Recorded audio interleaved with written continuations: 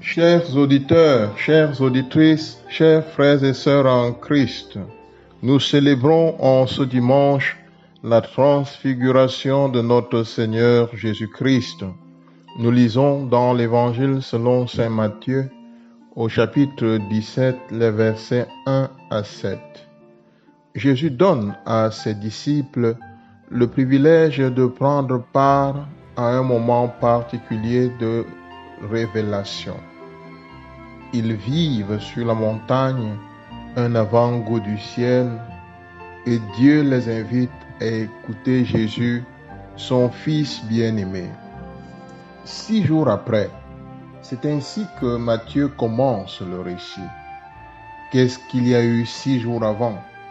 Il y a eu l'événement le plus proche, la profession de foi de Pierre à Césarée de Philippe, et l'annonce de la passion, de la mort et de la résurrection de Jésus. Pierre venait juste de professer sa foi en Jésus, Christ et Fils de Dieu, dit à Jésus que tous ses malheurs ne lui arriveront pas. Jésus lui demande de se mettre derrière lui et l'appelle même Satan. Nous comprenons simplement que Pierre a oublié sa position de disciple et veut prendre le devant pour dire à Jésus ce qui va se faire, ce qu'il doit faire. 6 jours après, la transfiguration est là et révèle qui est Jésus et ce que Pierre et les autres et ce que Pierre et nous devons faire. Ce Jésus qui marche avec les apôtres est le Fils de Dieu, en qui Dieu, se complaît, en qui il met tout son amour, et c'est lui qu'il faut écouter. Nous avons affaire à une théophanie. Dieu se manifeste, il se fait voir, il fait découvrir un aspect de son mystère. Jésus est sur la montagne avec Pierre, Jacques et Jean. La montagne, dans la Bible, est le lieu par excellence de la manifestation de Dieu. Son visage devient comme le soleil et son vêtement lumière, ce qui indique que Jésus est entouré de couronnes divines. Il y a avec lui 2 figures importantes de l'Ancien Testament, Moïse et Élie. Moïse, c'est l'homme de Dieu mieux, l'ami de Dieu. Celui qui parlait avec Dieu face à face comme on parle à un ami.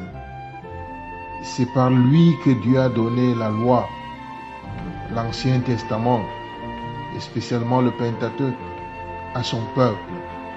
C'est la plus forte autorité de l'Ancien Testament.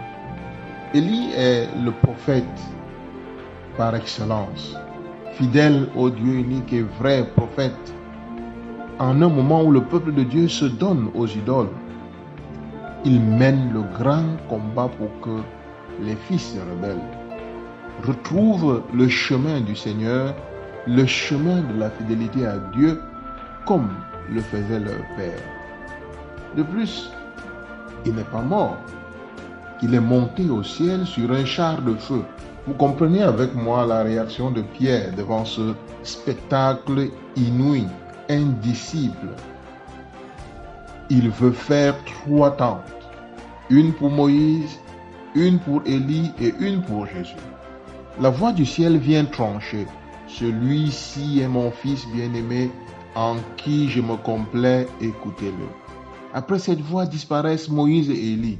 Il ne reste plus que Jésus.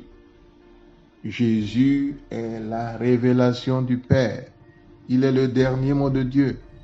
Si nous écoutons la loi et les prophètes, c'est pour mieux approfondir et vivre le mystère de Jésus.